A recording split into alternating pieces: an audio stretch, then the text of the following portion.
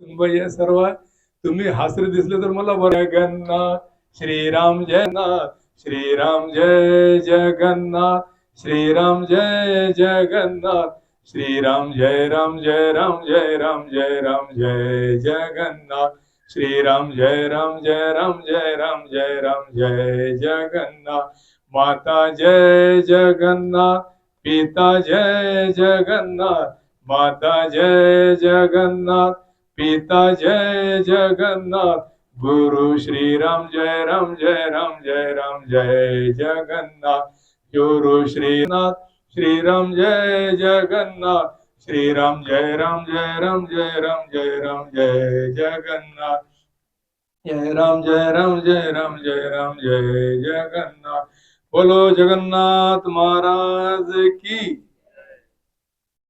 तर तुम्ही किती देवळामध्ये गेले, किती भक्ती केली, किती वाऱ्या केल्या देवाच्या पंढरपूरला जाऊन, आणि किती वेळा 16 तारखेला मंदिरात आले, तर काही अर्थ राहत नाही. अहंकार नको, अभिमान नको, नम्र ठेवा. आता बघा, याच मंदिराचं कार्य आहे. समजा आपण म्हटलं की मी हे करू शकतो, तर ती सेवा आहे. सेवाधारी आहो आपण आणि वारकरी आहो. आता लक्ष द्या. आणि आपण म्हटलं की हे कार्य मीच करू शकतो, आला ना मधामध्ये, हे कार्य मीच करू शकतो, तर तो अहंकार आहे, अभिमान आहे. तो येऊ देऊ नका. तुम्ही किती सुखी असाल, तुमचं किती मोठा बंगला असेल, तुमचे खूप नाव असेल, ख्याती असेल, तुम्हाला खूप लोक ओळखत असतील, पाया पडत असतील, तरी पण नम्रता ठेवा. कारण तुम्हाला हे जे काही मिळालेलं आहे ते तुमची हुशारी नाही, तुमचं काहीच नाही त्याच्यामध्ये. जे काही आहे ते तिथून सर्व करंट निघतो. ते खांब्यावर आहे पहा, तार लावलेले, करंट कुठून येतो? तिथून येतो. आणि घरामध्ये तुमचे मीटर लावलेलं आहे. समजा तुमच्या घरचा जर मीटरचा स्विचच बंद राहिला तर करंट कुठून येणार आहे? त्याच्यामुळे स्वतःला नम्र ठेवा. सुरुवात आपली इथून होणार आहे. आता लक्षपूर्वक आहे का, मी काही जास्त बोलत नाही, मोजूनच बोलतो आणि तेवढेच मिनिट बोलतो, नंतर पण करून देतो. घडी नसली तरी मला ते बरोबर माहित राहते किती वाजले म्हणून. बोला जय जगन्नाथ. इतके हळू म्हटलं की ते माशी नाही ओढली बाजूची. पुन्हा एकदा जय जगन्नाथ. तो जगाचा नाथ आहे हो. 16 तारखेला किती भांदेवाडा काय, वेगाव काय, काय गर्दी असते, पाय ठेवायला जागा राहत नाही. असे आमचे बाबा, असे आमचे महाराज. आणि त्यांनी इतकं केलेलं आहे, इतकं केलेलं आहे, प्रत्येक भक्तावर दया केलेली आहे. ते आपण कसे विसरू शकतो? त्यांचा आशीर्वाद आपल्या डोक्यावर आहे, म्हणून तुम्ही या ठिकाणी 12 वाजता आले. होणीमध्ये 1.5 लाख लोक आहे. सर्वजण आले का? फक्त तुम्हालाच बाबांनी पाठवलं, जा बस तिथं, आरती कर, प्रसाद घे, महाप्रसाद घे, प्रवचन ऐक. त्यांनी पाठवलेलं आहे. आणि प्रत्येकाच्या नशिबामध्ये खरोखरच नसते हो. पैसा दुर्मिळ आहे. पैसा असला म्हणून तो खूप मोठा माणूस झाला असं नाही. श्रीमंत कशाला म्हणतात? ज्याचा जो बँक बॅलन्स आहे, FDR खूप आहे, करोडो रुपया, तो श्रीमंत झाला का? श्रीमंत म्हणजे जो गुणाने श्रीमंत आहे तो खरा श्रीमंत असतो. एक 20 किलो रेती ठेवलेली आहे. रेती म्हणजे वाळू. त्याच्यामध्ये मी 2 किलो साखर टाकतो. आणि एक खूप मोठा प्राणी आहे हत्ती. त्याला म्हटलं की तू या रेतीमधून साखर वेगळी करून दाखव. तो करू शकतो का? किती त्यानं सून टाकली त्याच्या आतमध्ये, किती प्रयत्न केला, तरी तो वाळूपासून साखर 2 किलो अलग करू शकत नाही. कारण तो खूप मोठा असला तरी, खूप बलवान असला तरी, हत्ती असो, वाघ असो, कोणी असो, मग त्या वाळूपासून ती 2 किलो साखर वेगळी कोण करू शकतो? फक्त एक छोटीशी मुंगी करू शकते. ती फक्त साखर खाते, वाळू तशीच सोडून देते. इथून आपण काय शिकायचं? की मोठा असला म्हणून जमत नाही, लहान जरी असला तरी तो ते कार्य करू शकतो. आपल्याला कपडे शिवायचे आहे, त्याच्यासाठी छोटीशी सुई पाहिजे. तुम्ही तलवारीने कपडे शिवतो म्हटला तर कपडे शिवता येईल काय? नाही. याचा अर्थ काय झाला? की नम्र व्हा, नम्रता ठेवा. ही वाळू म्हणजे काय आहे? हा संसार आहे. ज्या संसारामध्ये आपण जगत आहोत, ज्या कलियुगामध्ये आपण जगत आहोत. आणि ती 2 किलो साखर काय आहे? ही भक्तिरूपी साखर आहे. या वाळू रूपी संसारातून तुम्हाला 2 किलो भक्तीची साखर निवडायची आहे, ती खायची आहे. देवानं पाठवलं, आले गेले असं करू नका. जन्म झाला, मरून गेले, स्मशानामध्ये चालले गेले, लोकांनी बोट मोडले, बरं झालं मरून गेली, असं करू नका. देवाने पाठवलेलं आपल्याला त्याची भेट घेण्याकरिता, त्याची भक्ती करण्याकरिता, त्याचं नाव घेण्याकरिता, त्याचे आभार मानण्याकरिता ते आपल्याला करायचं आहे. जाताना कसं मनामध्ये संतोष आणि समाधान असलं पाहिजे. देवाला आपण हे म्हणायला पाहिजे की देवा आत्ता नाही, काही हरकत नाही, मला घेऊन जा वर, मला काही चिंता नाही, सर्व आनंदी आनंद आहे. आणि मी मेल्यानंतरही काय होणार आहे, मी जिवंत राहिल्यानंतरही काय होणार आहे, जे व्हायचं ते होईल. ते मुलं बाळ पाहत बसेल, सुनबाई पाहत बसेल. आता मी निश्चिंत झाले, आता मला देवातून नेलं तरी काही काळजी नाही. एका रेल्वे स्टेशनवर रुळावर एक रेलगाडी होती, त्याच्या बाजूला एक मांजर होती. ती मांजर चालायला लागली तर ती रेलगाडी चालायला लागली. ती मांजर थांबली तर ती गाडी थांबून गेली. ही चालायला लागली तर गाडी चालायला लागली. ही थांबली तर ती गाडी थांबली. हिला म्हटलं कमाल आहे बा, मी चालत आहे तर ती गाडी चालत आहे, मी थांबत आहे तर ती थांबत आहे, म्हणजे माझ्याप्रमाणे ती करत आहे. थोड्या वेळानंतर ती चालायला लागली, ती थांबली, परंतु गाडी निघून गेली. बोला जय जगन्नाथ. तसंच आपलं आहे, आपण निघून जाऊ, गाडी तिथंच राहणार आहे, कुठंच जाणार नाही आहे. आपण असलो का नसलो का. म्हणून घरामध्ये राहताना या वयामध्ये आमच्यासारखे 60-70च्या वर, आता आपण घरामध्ये पाहुणे म्हणून राहा, पाहुणे म्हणून, की बस झालं, आता सर्व झालं, सर्व जगलं, मुलाबाळांचे लग्न करून दिले, सुना घरामध्ये आला, पैसा कमवला, सर्व सर्व सर्व झालं. आता मरेपर्यंत मी का तेच करत राहू का? करू द्या त्यांना, एकदम मोकळे व्हा. कशासाठी? आता बेटा सुनबाई, आता मला फ्री ठेव बाबा, आता मला देवळामध्ये जाऊ दे, वाऱ्या करू दे, देवाचं नाव घेऊ दे, शेवटचे दिवस आहे माझे, आता मला निवांत भक्ती करू दे. ते तुम्हाला बिलकुल अडवणार नाही घरचे लोक. ते आनंदाने म्हटले, तुम्हाला सासूबाई जिथं जायचं तिथं जा आणि आनंदाने आपलं जीवन जगा.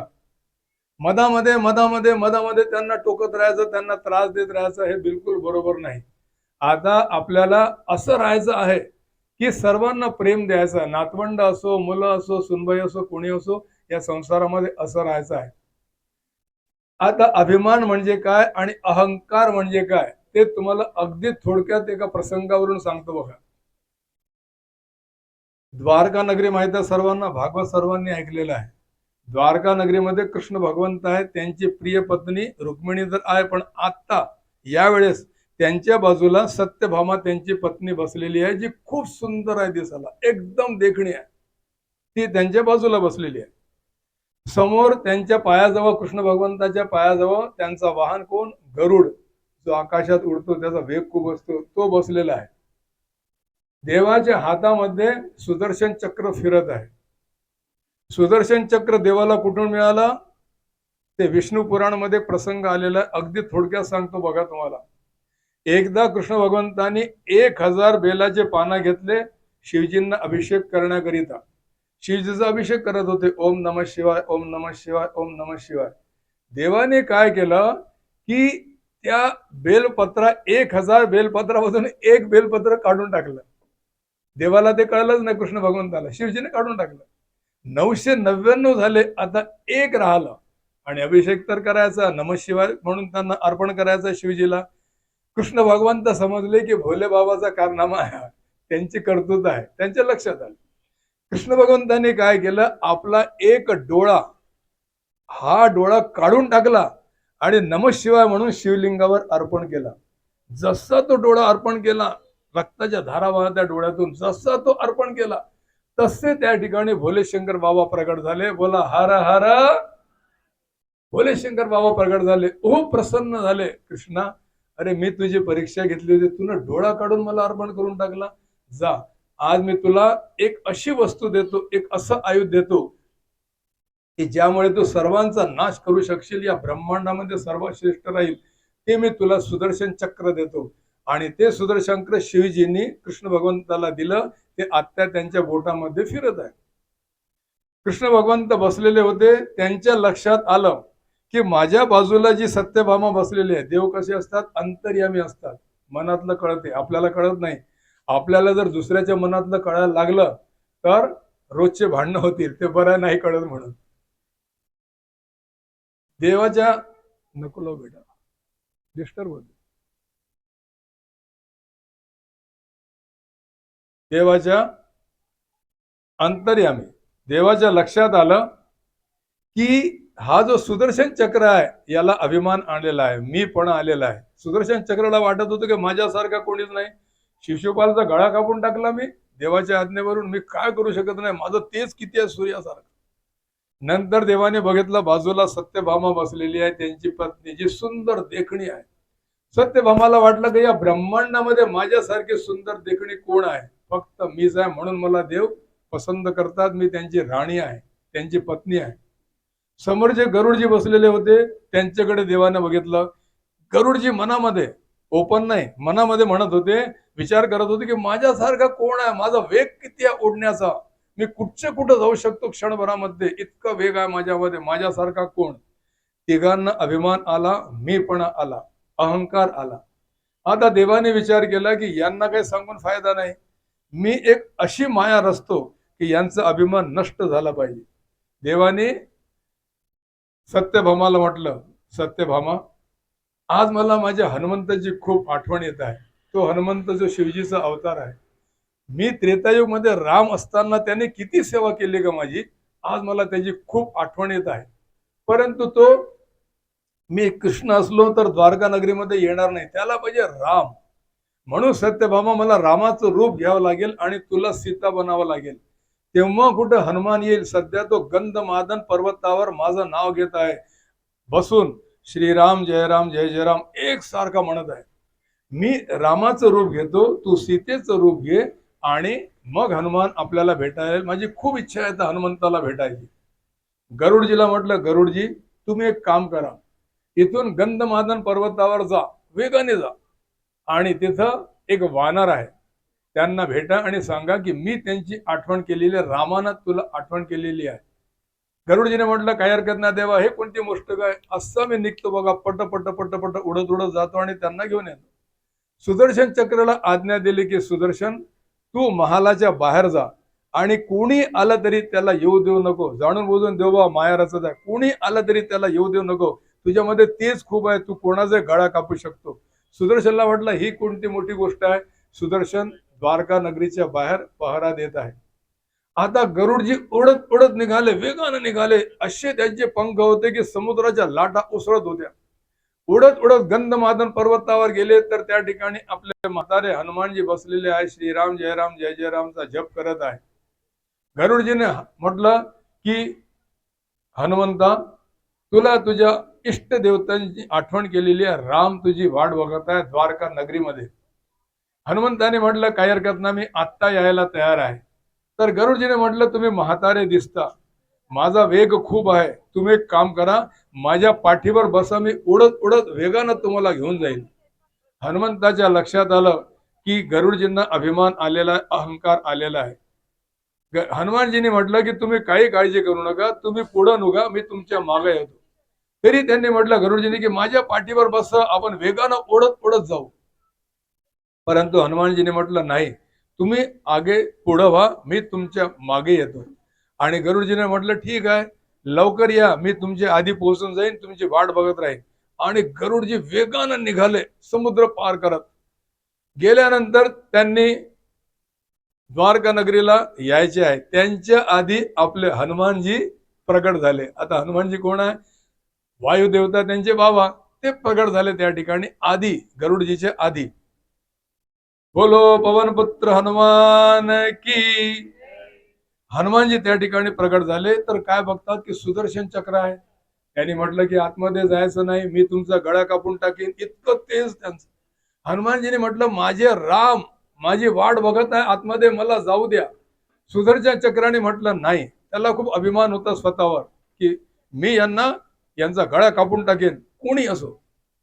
हनुमानजीने आपलं रूप मोठं केलं, खूप मोठं 11-11 रूप केलं आणि आपलं तोंड असं उघडलं आणि त्या सुदर्शन चक्राला हनुमानजीने गिळून टाकलं, पोटामध्ये जाऊ नाही दिलं.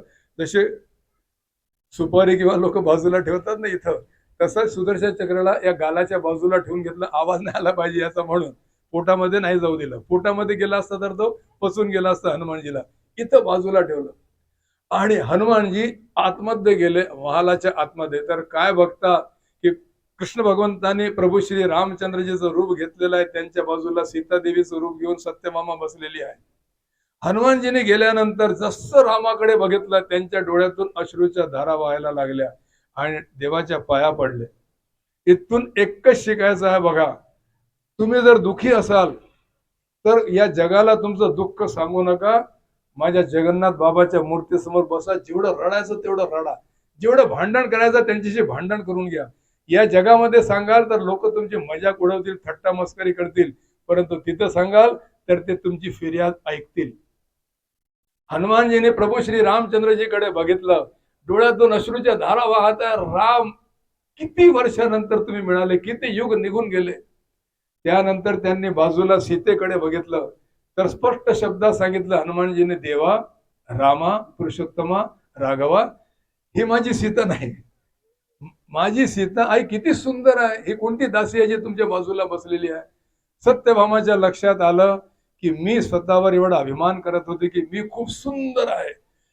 हनुमानजीने तर मला डायरेक्ट म्हणून टाकलं की मी दिसायला सुंदर नाही, एखाद्या दासीसारखी दिसे, सीतेसारखी दिसत नाही. तिचा अभिमान त्याच ठिकाणी हनुमानजींनी कमी करून टाकला. आता कथेकडे लक्ष द्या. माझ्या प्रवचनाचे फक्त 5 ते 6 मिनिट शिल्लक राहिलेले आहेत. नंतर गरुडजी उडत उडत आले, द्वारका नगरीच्या बाहेर आले, आतमध्ये आले आणि त्यांना म्हटलं की मी लवकर आलो, हनुमंत यायचा आहे. तितक्यात काय बघतात गरुडजी की मी यायच्या आधी हनुमानजी देवाजवळ बसलेले आहे. गरुडजीच्या लक्षात आलं की मी विनाकारण इतका अभिमान केला की माझ्यासारखा मीच आहे. अरे, हे तर पवनपुत्र हनुमान माझे आधी आले, मला घाम आलेला आहे, किती थकलेला आहो, परंतु यांच्या चेहऱ्यावर तर काहीच नाही, माझ्या आधी प्रगट झाले. त्यांनी हनुमानजीला प्रणाम केला. यांचा गर्व कमी झाला की मी जेवढा एवढा अभिमान करत होतो, माझ्यापेक्षा श्रेष्ठ तर हनुमानजी आहे. ही देवाने केलेली माया आहे, त्यांची लीला आहे, त्यांच्या लक्षात आलं. आता राहिला कोण? सुदर्शन चक्र. रामजीने म्हटलं, हनुमान तू आतमध्ये आला कसा रे? मी तर बाहेर सुदर्शन चक्राला पाठवलं होतं तुला अडवण्याकरिता. खूप सूर्यासारखं तेज आणि धारदार तुझा गळा कापून टाकला असता. तर प्रभू श्री हनुमानजी प्रभू श्री रामचंद्रजी जेव्हा नतमस्तक होतात बघा, अभिमान बिलकुल नाही, हनुमानजी नतमस्तक होतात आणि म्हणतात, देवा काय करू, ते मला आतमध्ये येतच देवत नव्हतं, म्हणून मी त्यांना गिळून टाकलं. अरे, गिळून टाकलं? हो देवा, परंतु या बाजूला या गालामध्ये दाबून ठेवलेला आहे, आवाज यायला नको म्हणून. तुम्ही जर म्हणत असाल तर त्याला बाहेर काढून देतो. प्रभू श्री रामचंद्रजी जे कृष्ण भगवंत आहे त्यांनी म्हटलं, हनुमंता त्याला लवकर बाहेर काढ. सुदर्शन चक्राला जसं हनुमानजीने ओकलं, तोंडाच्या बाहेर काढलं, तर सूर्य त्या सुदर्शन चक्राचं सर्व तेज नष्ट झालं होतं. तो एखादा तांब्याच्या मूर्तीसारखा दिसत होता. नतमस्तक झाला आणि देवासमोर म्हणायला लागला, देवा मला खूप अभिमान आला होता, खूप अभिमान अहंकार आला होता, तुम्ही माझा मिटवून टाकला. मी माझ्यासारखं कोणीच नाही असं म्हणत होतो, परंतु हनुमंताने तर मला साक्षात तोंडामध्ये गिळून टाकलं आणि या बाजूला गालामध्ये दाबून ठेवलं. देवा तुम्ही बिलकुल खरोखर आम्हा तिघांना ओळखलं. हनुमानजी देवासमोर रामजी समोर उभे आहे आणि डोळे बंद करत नाही, एकसारखे त्यांना बघत आहे. देवाने विचार केला की मी जर आत्ताच्या आत्ता कृष्ण भगवंताचं रूप घेतलं द्वारका नगरीमध्ये तर हा हनुमान याला बिलकुल मान्य राहणार नाही, म्हणून हा गेल्यानंतर मी ते रूप घेतो. म्हणून रामजीने म्हटलं, हनुमंता आता तू गंधमादन पर्वतावर जा, तू चिरंजीव आहे, तुला मरण तर नाही. सत्ययुग, त्रेतायुग, द्वापरयुग, कलयुग किती जरी युग येऊन गेले तरी पण तू अमर राहशील, चिरंजीव राहशील. आता तुझा गंधमादन पर्वतावर आणि तिथं माझं नाव एकसारखं घेत राहा, श्रीराम जय राम जय जय राम. आणि आजही तुम्हाला विश्वास बसणार नाही, कुठेही प्रवचन राहाव, कीर्तन राहाव, वारीचे लोक राहाव, कुठेही जिथं रामायण होत आहे, सुंदरकांड पाठ होत आहे, भागवत कथा जरी होत असेल तरी त्या ठिकाणी आजही आपले हनुमानजी येतात आणि त्यानंतर आरती झाल्यानंतर परत निघून जातात. आम्ही जेव्हा सुंदरकांड पाठ करतो घरोघरी जाऊन, आतापर्यंत माझे 350 सुंदरकांड झालेले आहे. जेव्हा आम्ही पाठ करतो तर काय करतो माहित आहे, एक आसन असते, ते आसन आम्ही असं बाजूला हातरून देतो, त्याच्यावर 2-4 फुलं ठेवून देतो. कारण आमचा विश्वास आहे की जोपर्यंत सुंदरकांडची आरती होत नाही तोपर्यंत हनुमानजी या आसनावर बसून राहणार आहे. एका कथाकाराने असंच केलं होतं. एक व्यक्ती त्या ठिकाणी आला, महाराज क्या बोलते हो, हो ही नहीं सकता ऐसा, ऐसे कैसे हनुमान जी आकर बैठते हैं. त्या कथाकाराला खूप वाईट वाटलं. त्याने म्हटलं ठीक आहे, तुम्हाला विश्वास नाही ना, हे आसन उचलून दाखवा, फक्त उचलून दाखवा. त्याने खूप प्रयत्न केला परंतु तो आसन उचलू शकला नाही. याचा अर्थ काय झालं, या कलियुगामध्ये आपले हनुमानजी आजही आहे आणि देवांनी त्यांचा गर्वहरण केला.